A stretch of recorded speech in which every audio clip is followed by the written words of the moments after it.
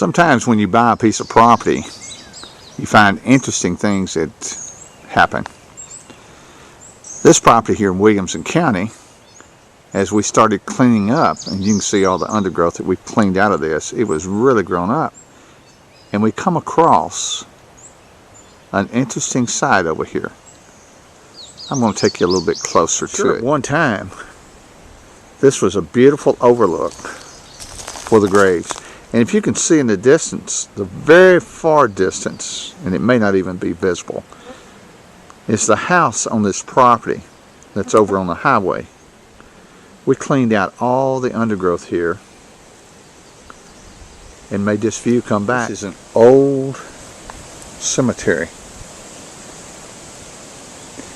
And as best as we can tell, there's probably 6, 7, 8 graves in here. This is the path that came down to this cemetery. And I don't even think you can see the trail. It had been that long since anyone had been in here. Probably back in the early 60s. I don't know how they got in here, but one of the markers here has a new gravestone that they say they brought in here somewhere in the 60s and replaced the old one. And I don't know whether you can see at the bottom of this thing, but it says Mother at Hilltop.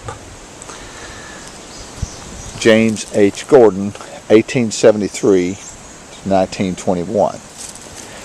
Well, there's a couple of small, one says baby boy Gordon, other one says baby girl Gordon, and then there's some here that have just rocks sticking up.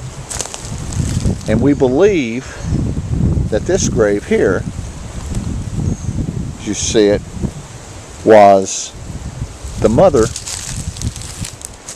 of the rest of this family. So we asked around about it. And here's the story we got. Telling you about the cemetery that we found on the property in Williamson County, Tennessee. The story goes, the family was really kind of a rough family. They were a little standoffish. They made a little moonshine, and they just antisocial. But the mother, she was the ruler of the roost. That means she controlled everything. The neighbors were scared of her. Her family and kin were scared of her. And her kids, they pretty well did what she told them to do. The story goes, when she died at the graveyard service, they buried her upside down for fear that she might not be dead and that she might raise up again and continue to torment the people in the neighborhood. Now, while I don't know too much about it, that's how the legend goes, and I do have a couple of the neighbors that I run into that tell me that that's what they had heard. Take that story for what it is. I have no way to confirm the story. There's a lot of myths and fables and stories of families in the early turn of the century, in the late 1800s, early 1900s, and this cemetery was looked to be active around the turn of the 20th century. So I thought I would share it with you anyway.